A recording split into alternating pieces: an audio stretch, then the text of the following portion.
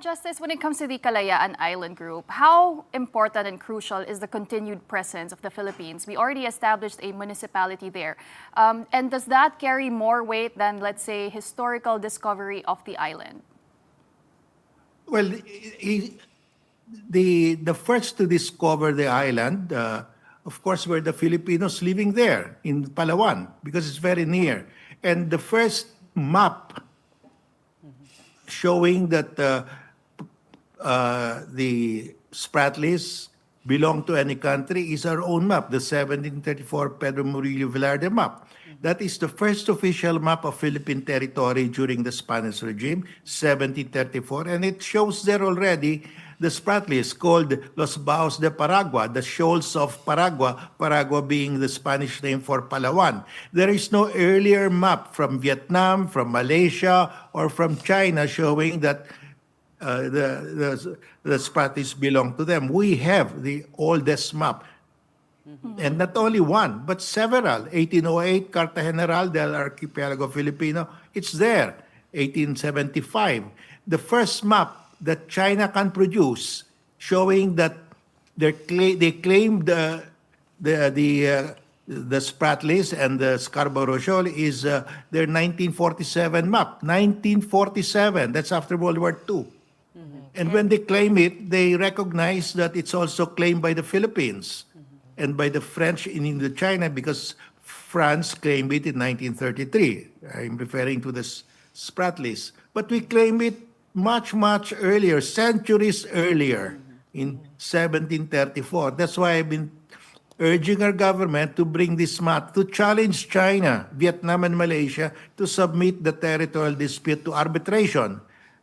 Because we cannot lose in an arbitration because we have all the documents, we have all the treaties in our favor. I don't know why our government is not doing it. Well, I think can you help us understand this principle of res nullius? And supposedly that's what that principle is in line with international law, and that is the principle of our ownership also of the Kalayaan Island Group. Justice. Res nullius means a property that is not claimed by anyone or a land that is not claimed by any state. Res nullius.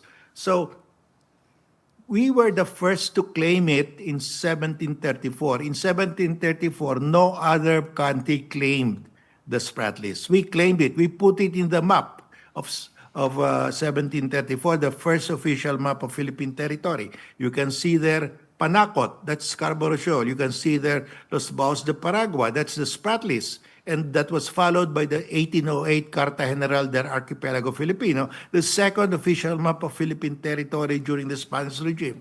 And that was again reiterated in the 1875 Carta General del Archipelago Filipino, the most complete and detailed map of Philippine territory during the Spanish regime, and the last one that the Spaniards issued.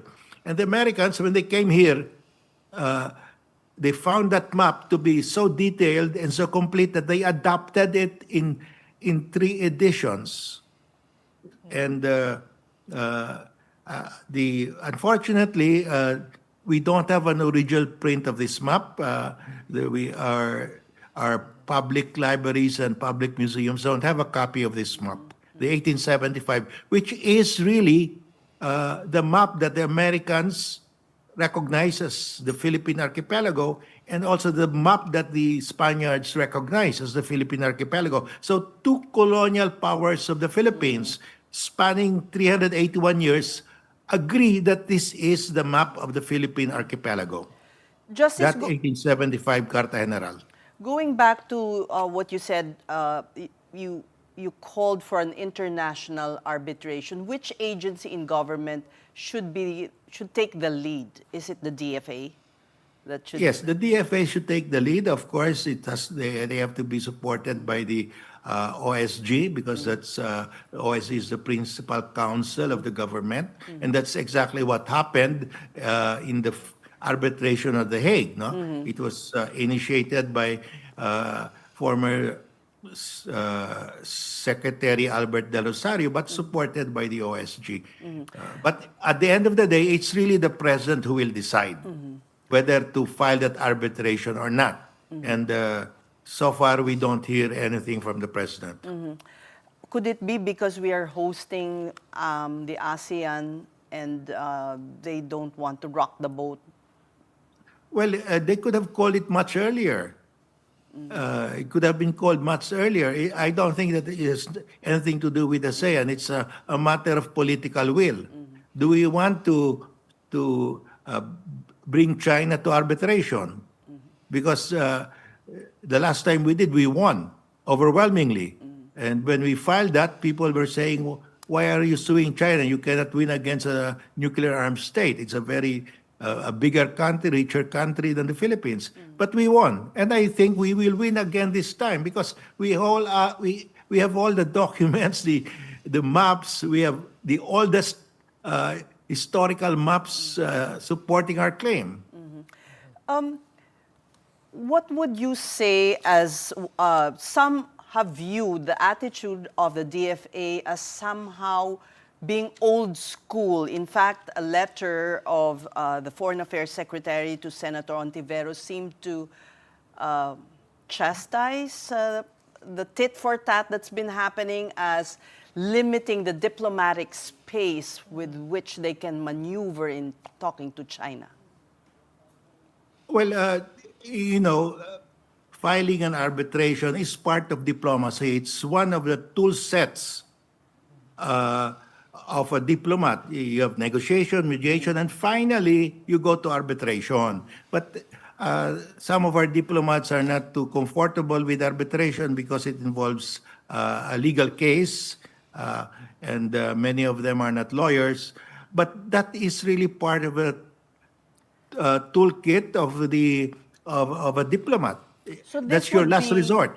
This would be before UNCLOS again? Which body? No, this will be for the ICJ because UNCLOS, there is a compulsory dispute settlement mechanism, but that involves only maritime disputes. This is a territorial dispute, and if we file before the ICJ will ask China, do you agree to submit yourself to arbitration? So if China will not agree, then the case will not move forward because it requires the consent of the parties.